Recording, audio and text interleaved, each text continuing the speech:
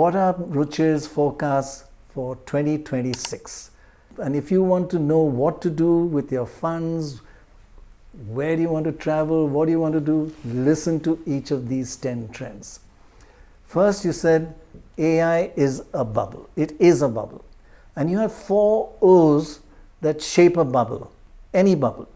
Overvaluation, over ownership, over investment, and over leverage. Explain what you mean by that. Like I've studied bubbles a lot. It's one of my favorite topics that I've researched over my 30-year investing career. Since 1500, you've been looking at bubbles. Yeah, bubbles, the history of bubbles. Right. And there's no standard definition of bubbles. Right. Because people, in fact, today people say there's almost a bubble in bubble talk, right? Because there's so many people are using the B word very sort of carelessly almost. So I have a framework, which is that there are 4 ways that you can measure whether something is a bubble or not. Right. So one is overvaluation, which is straight up. That what is the valuation? So if you look at the American stock market and look at the AI sector in particular, what the valuations are. It's ridiculously. And it's like very high. I mean, some people say it can be even higher, like it was in 1999, 2000. But if you look at some of the price trends as well, and we have a graph on that. Sorry to interrupt. The price trends. Sorry, you said 99, 2000. You know what happened after that. That's right. So, okay, carry on. But before that bubble peaked, you got another 50-100% increase from where we are today, by some measures. But that's debatable. But generally, valuations of the American market, AI stocks in particular, are quite expensive, and the price trends are also very extended. If you look at the next graph, that if you look at the bubbles historically, typically prices tend to go up about 10 times after adjusting for inflation over a 10 to 15-year time horizon. That is an amazing statistic you found, that AI bubble inflates until interest rates change. But also on top of that, there's overvaluation. Major bubbles, the prices rise 10x in 10 years. Yeah. And you see that year after, decade bubble after bubble. Of the major bubbles that I've shown here in post-war history, that's been the common trend. So I'd say that... And you've got last thing, US tech right now, 10 years. Yeah. And it's 10 times. Yeah, just over 10 years. But I think that the whole issue is, so I have 4 O's that I look at, as I said, of analyzing whether something is a bubble. So this is the overvaluation part. Then you have to look at overinvestment. And as I said, that there's a lot of investment that's happening there. In fact, tech investment as a share of GDP in America today is like 6%. And it's very large compared to what it used to be in the last few years. Then the third trend, I find is like the third O rather, not the trend, is the fact that today, and this for me is a stunning statistic, more Americans today own stocks than they own property. That is amazing. Look at that. Over ownership, only Americans own more wealth in stocks than property. That is amazing. This is the first time this has happened. Oh, okay. And the rest of the world, nothing like it. Nothing like it. In America, property is owned by 30%, stocks by 32%. China 55 and 11. Yeah, this is the amount of your how much is in the stock market and how much is in property. Yeah. Now, typically we're used to seeing that most of your net worth tends to be in the house you stay and the property you have. Right. But now in America, what we see is that people have more in the stock market, their net worth, than they have in the property market. Amazing. And places like India, China, everywhere, the data is very different, as you know, that most of the investments are still in property, as it should be, because that's your primary use. So, just explain that in a little more detail, that in China, Europe and India, more than 50% of people's wealth are in property. Yes. And only 11, 16 and 7% are in stocks. Yes. In America, 30% in property and 32% in stocks. Just explain that. Why? Yeah, because I think in America, a lot of people love trading. There's so much retail trading which happens in America. If you look at even trading volumes, very significant part of it now is about retail investors. So you have a whole army of people there who spend their whole day just trading stocks. So is this again about AI at all? A lot of it is AI. Okay. Because what they are buying essentially are some of these Mag 7 stocks, or they're buying other AI thematic stocks, where it's Palantir or other stocks that they're buying. So and those are trading at all sorts of crazy valuations when it comes to price to earnings, price to sales, even higher. So I think that's what's going on. Very, very big difference between America and the rest of the world. Yeah, this is a sociological sign of excess for me. That why should you be spending so much of your time trading in stocks? And I think a lot of young people in America have almost given up buying a home.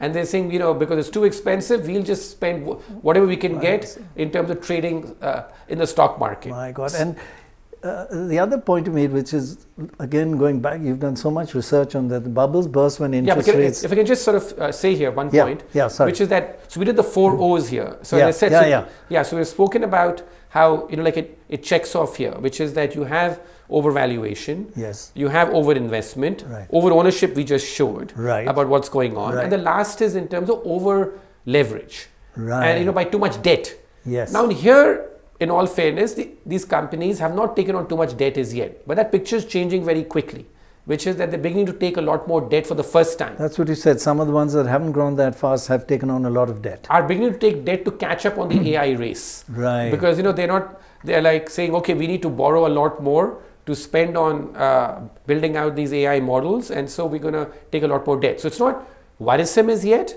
if I do an objective read, but on the over leverage front, although in America you can argue the government's over leveraged, but if you look at the other 3 O's, it is pretty extended. So that's why I think that America is in the advanced stage of some sort of a AI bubble. Because that's what's really driving the stock market also in America. In fact, even last year, overdriving it. Overdriving it. 70 to 80% of the returns in the American stock market last year came from AI. I just wanted to ask you one thing about India. That China's done so well in AI, America's done well, Taiwan has done well. India, we have the brains, we have the software geniuses, we have everything here, but we really didn't get on the AI trend. Why? And is it too late or? Well, I think that what India is trying to do now is to attract much more investment for the data centers. So that's what we're trying to do. But I guess that's the point. But the softer side is like, I know Tata's has just had a huge $2 billion investment in AI. But this, everybody should be doing it. We should be leading it. I know, but Prannoy, it's because that's been a historical problem that Indian companies or the government even, we don't invest much in research and development. That if you look at R&D spend, so sure, we can pick on isolated examples about, brilliance in innovation and stuff, but we are not a nation of innovators in a big way. We are a nation of optimizers. We are a nation of doing what we can to get by. But if you look at R&D spend as a share of GDP, India is still very low, especially compared to all these other countries private you're talking sector about. Especially. Yeah, exactly. Whatever there is in R&D is government mainly and not private sector, which is a big worry for India. Yeah, so I think this is not showed up on the AI front. We really could have been leaders in AI. And that's also one reason why the Indian stock market underperformed the other markets last year, because AI was such a big theme. And we don't have anything on AI. If at all the foreign investors think of India as a possible loser because of the fact that they feel that the jobs could be lost, outsourcing could come under threat. So I think that's what's happened. Now, coming back to the bubble. Again, you've done a lot of research of when the bubbles happen, when interest rates are raised, and that 10-year hits a 10-year point, then and the governments raise interest rates. Look at that. 1929, yes, they raised interest rate. These are all the bubbles. 73, 80, 89, 94. Every time it was about 10 years, the stock price had hit 10 times and the interest rate was raised. What a combination to actually discover. Yeah, I think that the point is that well done for the second time in your life. No, I think that the people here keep asking the question that when will the bubble burst? Because there's no end to it. There's no science to it. Right? Because as I said, that today, like the valuations are very extended, but what prevents this bubble from inflating further? Why can't Nvidia or some of these other AI stocks, go up much more from here? And the historical research I did was that the only way of knowing when a bubble bursts is when interest rates begin to rise. That has been the death knell of every single bubble. So until interest rates rise, it's possible the bubble can inflate further. Just to divert a little bit, in the midst of all this, what about gold? It's just going through the roof. Yeah, but I think this is the issue, which is that we've spoken on your show before. I've always been, not always, at least this decade, been quite bullish on gold. Right. And always thought that gold and Bitcoin are good anti-dollar plays, which is that I've been a bit pessimistic on the dollar and thought that gold and Bitcoin could be the two beneficiaries of that. I'm a bit concerned now, and in fact, I wrote a piece about this a few months ago, about last October, which is the fact that gold today is also not behaving like a safe haven. It's behaving almost as if it's also entering some sort of bubble territory, because people are putting so much money into gold. I like gold because of its safe characteristics. Right. It's a steady asset. It rises steadily over time, protects value. But now I think what's happening is, and this is the function of the fact there's so much liquidity out there, so much money sloshing around the system. And also because most people feel that, that if something happens, the government will bail us out, so we can just speculate a lot. And I think that's what's going on, that so many assets are rising simultaneously, because this has never happened before, by the way. Gold and stocks have never partied together this way.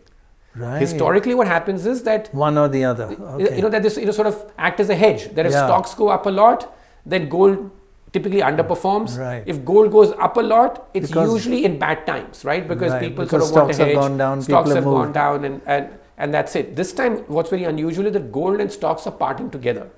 And so it means to me that if and when interest rates rise, it could also be negative for gold. But for now, as long as the two are behaving together, everybody feels happy. But this is pretty good news for India, because we have a lot of gold both in households and in the country as a whole. So gold prices going up has really made our wealth base higher. And it's mixed, because we import a lot of it also. So we have to buy that. Yeah, because we import a lot of it, and people don't do anything really to monetize the gold, right? Because how do you get a positive wealth effect? You get a positive wealth effect if you do something to monetize it. But in India, we hoard the gold, and in fact, most people in India are upset. Sentimental reasons. Sentimental, and they still buy new gold for weddings and stuff. So for most people are not that happy. If you're a consumer of gold, you're happy if you are sort of speculating in gold and silver and other things, you're happy. But for users, it's not been that So great. the way it's been shooting up, many people would say that, okay, good time to invest in gold. But you do say that it could be entering a bit of a bubble situation, overpriced, and interest rates will affect that also. Yes, I think at this time this is going to be a bit of a concern, which is that if interest rates go up and stocks go down, it could also hurt gold, is my fear, even though I've been very bullish on this for a long time. Yeah. But you see that it's reaching a kind of perhaps a peak. Yeah, in terms of the fact that it's entering into dangerous territory, where at least I feel concerned about at least putting fresh money to it, even if I already have some capital invested in it.